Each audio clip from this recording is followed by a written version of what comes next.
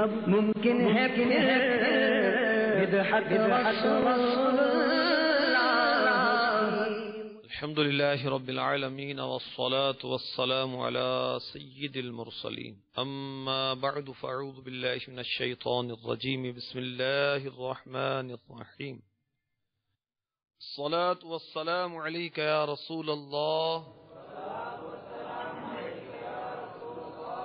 وعلى آلك وأصحابك يا حبيب الله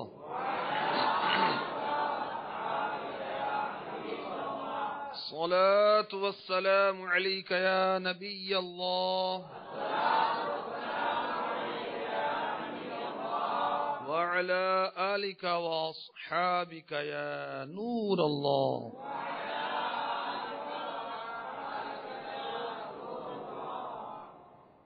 فتاوی رضویہ شریف جو کہ عظیم الشان فقہی انسائکلوپیڈیا ہے، اس کی 15ویں جلد کے صفحہ 206 میں المیزان الکبریٰ جلد 1 صفحہ 139-140 لکھا ہے، نمازی کو تشہد میں نبی صلی اللہ تعالی علیہ وسلم پر درود و سلام عرض کرنے کا حکم اس لیے دیا گیا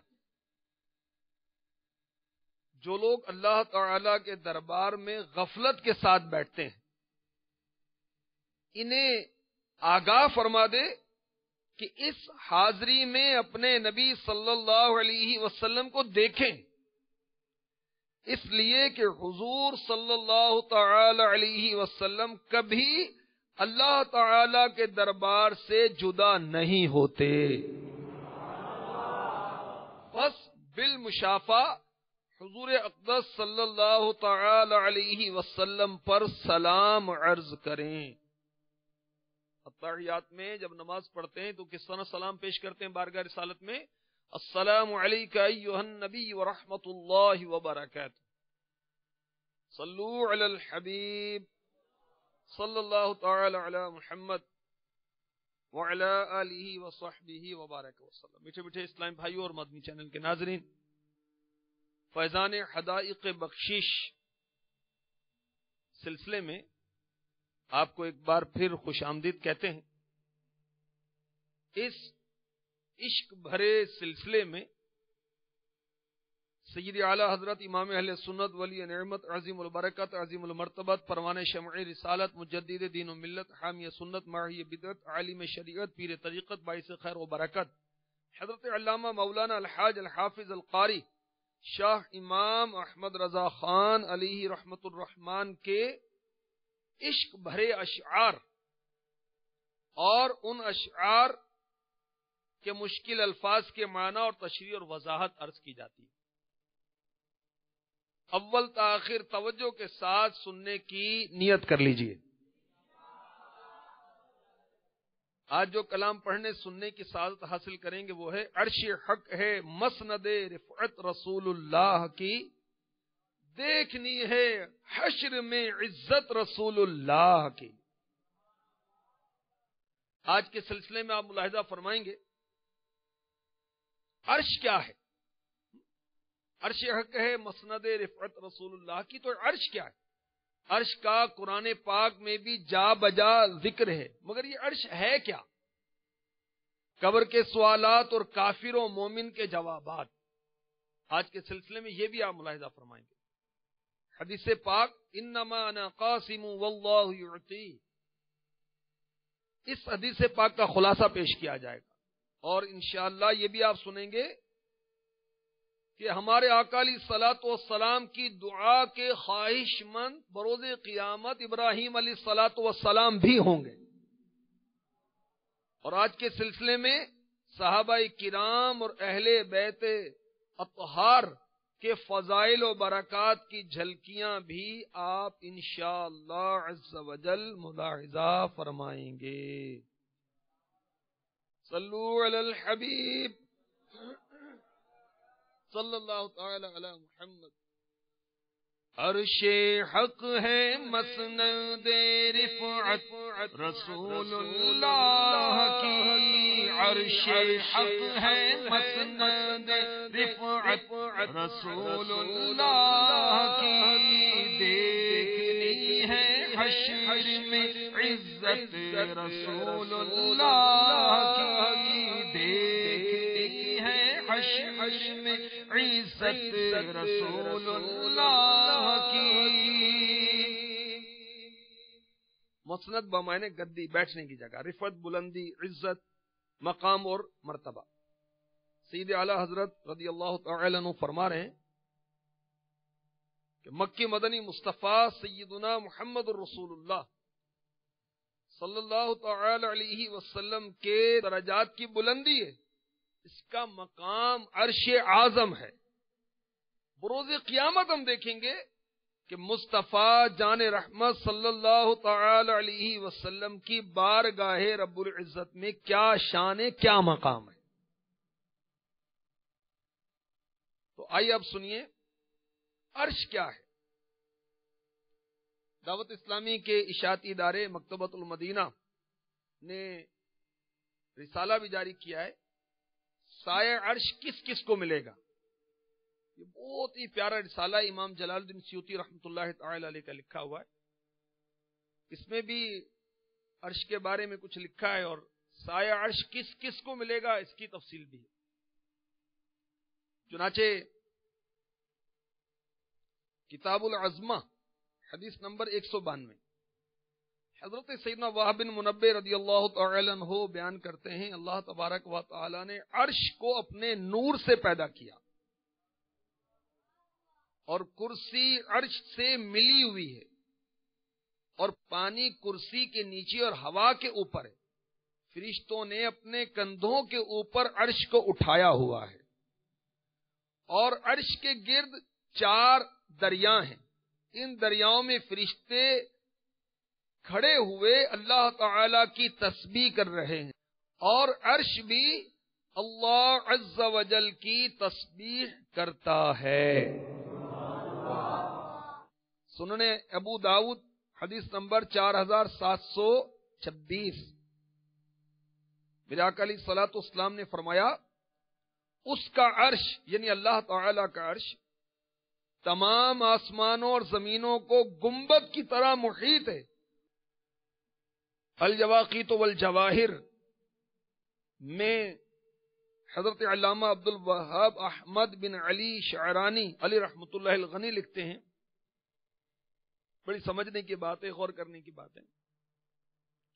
جب ہم غور کرتے ہیں تو ہمارے اوپر کیا ہے؟ ہوا، پھر اس کے اوپر کیا ہے؟ آسمان، اور جب ہمارا وہم 7 آسمانوں سے ترقی کرتا ہے تو اس کے اوپر کیا ہے؟ کرسی، اور جب ہم کرسی سے ترقی کرتے ہیں، اوپر غور کرتے ہیں کیا ہے، تو ہم دیکھتے ہیں کہ اس کے اوپر عرش ہے جو مخلوقات کی انتہا ہے، اس کے آگے ہماری فکر کی کوئی سیڑھی نہیں ہوتی، اور عرش پر جا کر ہماری فکر کی پرواز ٹھہر جاتی ہے۔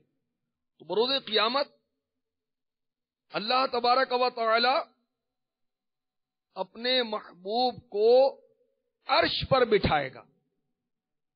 عرش پر بٹھانے سے کیا مراد ہے؟ کہ اللہ تبارک و تعالی اپنے محبوب علیہ الصلاۃ والسلام کی تمام مخلوق پر جو عزت ہے، فوقیت ہے، وجاہت ہے، قدر و منزلت ہے، اللہ تبارک و تعالی اس کو ظاہر فرمائے گا۔ قرآن پاک 15واں پارہ سورہ بنی اسرائیل میں ارشاد ہوتا ہے، عسى أن يبعثك ربك مقاما محمودا۔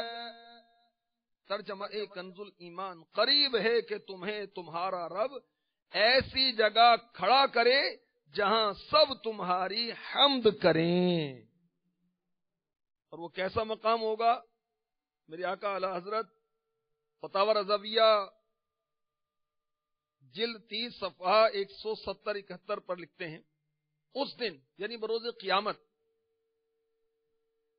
حضرت آدم صفی اللہ علی نبی جنا علیہ الصلاۃ والسلام سے حضرت سیدنا عیسیٰ علی نبی جنا علیہ الصلاۃ والسلام تک سب انبیاء نفسی نفسی فرمائیں گے، اور حضور اقدس صلی اللہ تعالی علیہ وسلم انا لہا، میں تمہارے لیے ہوں، میں تمہارے لیے، میں ہوں شفاعت کے لیے، میں ہوں شفاعت کے لیے، یہ فرما رہے ہوں گے۔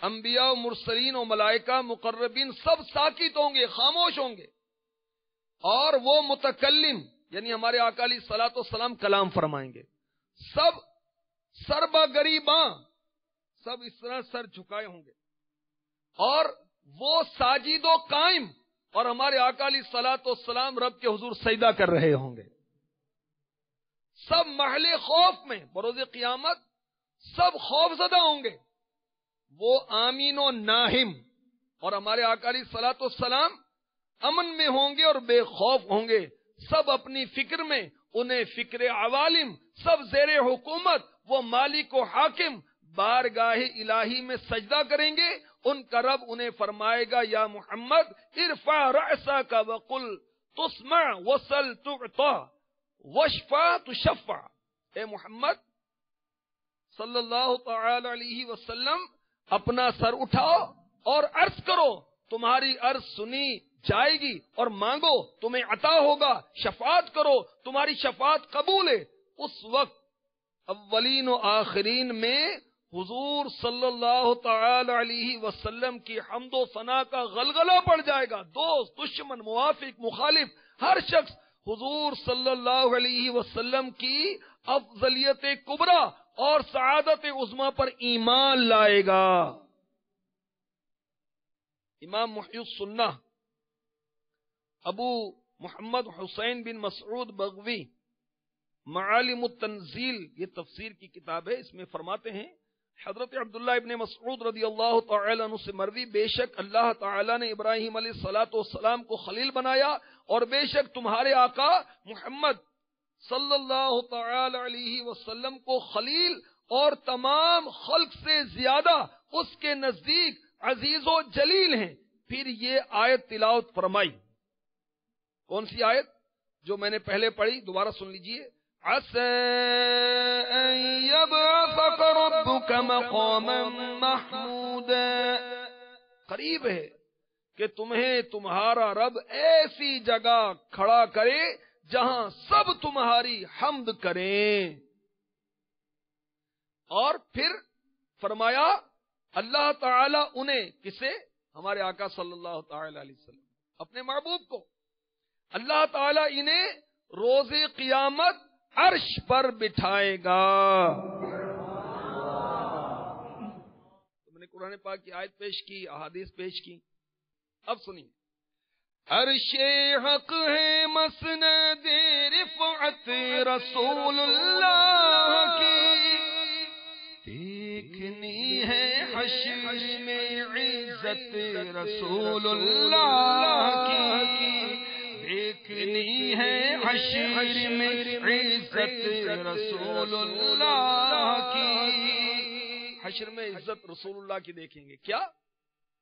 سب خوف میں، اور آقا بے خوف ہیں، امن میں ہیں، سب خاموش ہیں، آقا کلام فرمائیں گے، سب سر جھکائے ہوں گے اور آقا قائم ہوں گے، سب خاموش ہوں گے، میرے آقا اللہ تبارک و تعالی کی بارگاہ میں گفتگو کریں گے اور سفارش کریں گے، سب نفسی نفسی کہیں گے، اور میرے آقا علیہ الصلوۃ والسلام انا لہا، میں ہوں شفاعت کے لیے، میں ہوں شفاعت کے لیے کہہ رہے ہوں گے۔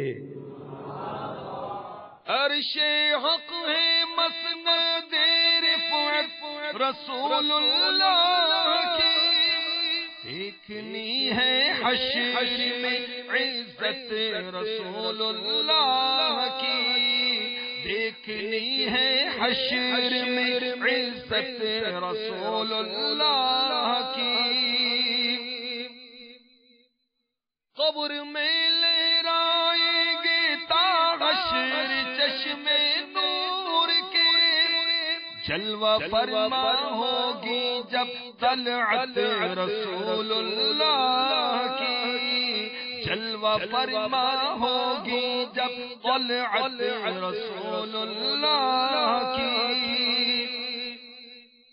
اعلیٰ حضرت کے عشق رسول کی کیا بات، فرماتے ہیں جب قبر میں رسول اللہ صلی اللہ علیہ وسلم کے نورانی چہرے کی زیارت ہوگی، آپ کی تشریف آوری ہوگی، آپ کا جلوہ دکھایا جائے گا، تو قبر میں ایسا نور لہرائے گا کہ قیامت تک نور کے چشمے جاری ہو جائیں گے۔ بیٹے بیٹے اسلام بھائیوں اور مدنی چینل کے ناظرین، قبر میں بندہ مومن سے اور کافر سے بھی ہر شخص سے سوالات ہونے ہیں۔ یہ بیانات اختاریہ میرے ہاتھ میں ہے، اس میں رسالہ ہے قبر کا امتحان۔ قبر میں کیا امتحان ہوگا، کیا سوالات ہوں گے، مومن کیا جواب دے گا، کافر کیا جواب دے گا، کون کامیاب ہوگا، کون ناکام ہوگا، کامیاب ہونے کے بعد اس کا کیا انجام ہوگا، جو ناکام ہوگا اس کا حشر کیا ہوگا۔ اس رسالے میں پڑھیے، قبر کا امتحان رسالہ اس کتاب میں موجود۔ قبر کے اندر دو فرشتے آتے ہیں، ان کا نام کیا ہے؟ منکر نکیر۔ کیا نام ہے ان کا؟ منکر نکیر۔ یہ قبر کے ممتحن ایگزامنر ہیں، 3 سوالات کریں گے ہر شخص سے۔ وہ سوالات کیا ہیں؟ مر ربو کا، تیرا رب کون ہے؟ ما دینو کا، تیرا دین کیا ہے؟ ما کنت تقول فی حق ھذا الرجل، ان کے بارے میں تو کیا کہتا ہے؟ آقا علیہ الصلوۃ والسلام کا جلوہ دکھا کر پوچھا جائے گا۔ مر ربو کا جب سوال منکر نکیر کریں گے تو کافر جواب دے گا ہے ہاتا لا ادری لا ادری، افسوس مجھے کچھ نہیں معلوم۔ مومن جواب دے گا ربی اللہ، اللہ میرا رب ہے۔ سوال ہوگا ما دینو کا، تیرا دین کیا ہے؟ کافر جواب دے گا ہے ہاتا لا ادری، ہے افسوس مجھے کچھ پتا نہیں۔ مومن جواب دے گا دینی الاسلام، میرا دین اسلام ہے۔ پھر حسین و جمیل نور برساتا چہرہ دکھایا جائے گا جس سے نور و انوار نکل رہے ہوں گے۔ پوچھا جائے گا ما کنت تقول فی حق ھذا الرجل، ان کے بارے میں تو کیا کہتا تھا؟ کافر جواب دے گا ہے ہاتا لا ادری، افسوس مجھے کچھ پتا نہیں۔ مومن جواب دے گا ہوا رسول اللہ صلی اللہ تعالی علیہ وسلم، یہ اللہ کے رسول ہیں، میرا دین و ایمان۔ فرشتے جو پوچھیں، اعلیٰ حضرت کے شہزادے مفتی اعظم ہند اپنی تمنا کا اظہار کر رہے ہیں، میرا دین و ایمان، فرشتے جو پوچھیں تمہاری ہی جانب اشارہ کروں میں۔ بندہ مومن سے جب آخری سوال ہوگا اس کا جواب دینے کے بعد اس کے لیے جہنم کی کھڑکی کھول دی جائے گی اور معن یعنی فوراً بند کر دی جائے گی، اور پھر کھولی جائے گی جنت کی کھڑکی، اور کہا جائے گا اگر تو نے درست جوابات نہ دیے ہوتے تیرے لیے دوزخ کی کھڑکی تھی۔ بندہ مومن سن کر خوش ہوگا اور اسے خوشی بالائے خوشی نصیب ہوگی، اس کے لیے جنتی کفن ہوگا، اس کے لیے جنتی بچھونا ہوگا، اس کی قبر تا حد نظر وسیع ہو جائے گی اور بس مزے مزے ہوں گے۔ قبر میں لہرائیں گے تا حشر چشمے نور کے، قبر میں لہرائیں گے تا حشر چشمے نور کے، جلوہ فرما ہوگی جب طلعت رسول اللہ کی، جلوہ فرما ہوگی جب طلعت رسول اللہ کی، ہم رسول اللہ کے جنت رسول اللہ کی، لا ورب العرش جس کو جو ملا سے ملا، بٹتی ہے رسول اللہ کی بٹتی ہے کونین میں نعمت رسول اللہ کی. لا ورب العرش یعنی عرش کے رب کی قسم. اعلی حضرت کا یقین دیکھیے، ایمان دیکھیے، عقیدے کی پختگی دیکھیے. رب عرش کی قسم، جس کو جو ملا ان سے ملا، آقا سے ملا. کیونکہ دو جہان میں کونین یعنی دنیا و آخرت میرے آقا علیہ الصلوۃ والسلام کی نعمت بٹ رہی ہے.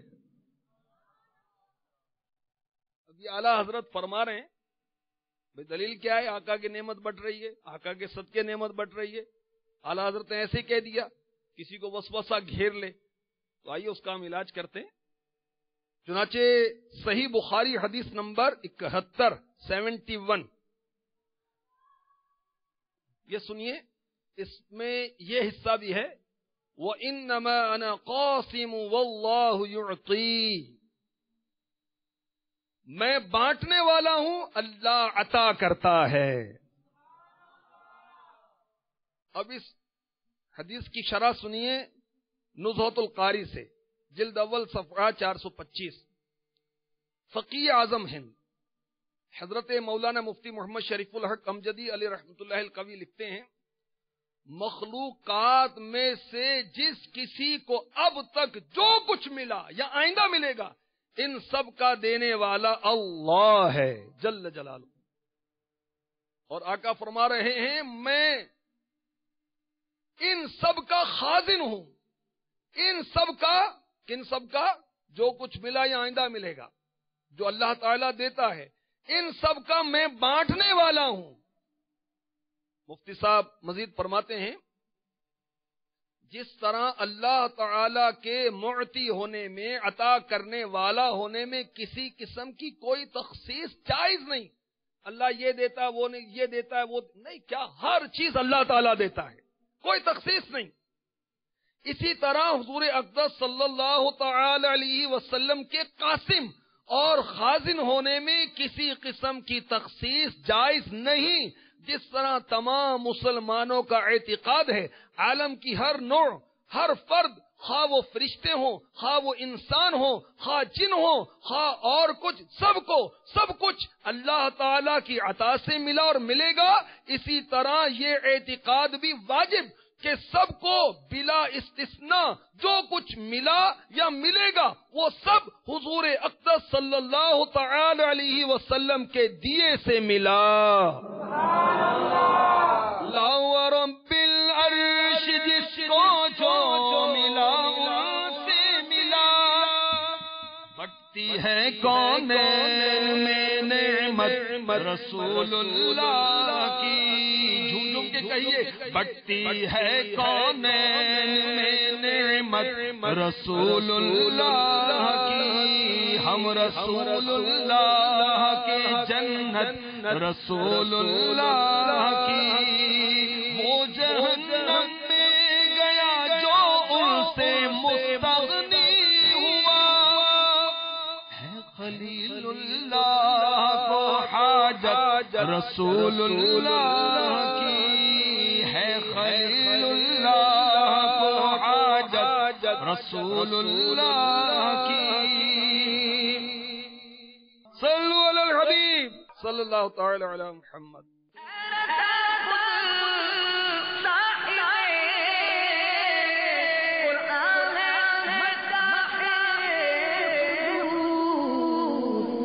کب ممکن ہے پھر بدعت رسول اللہ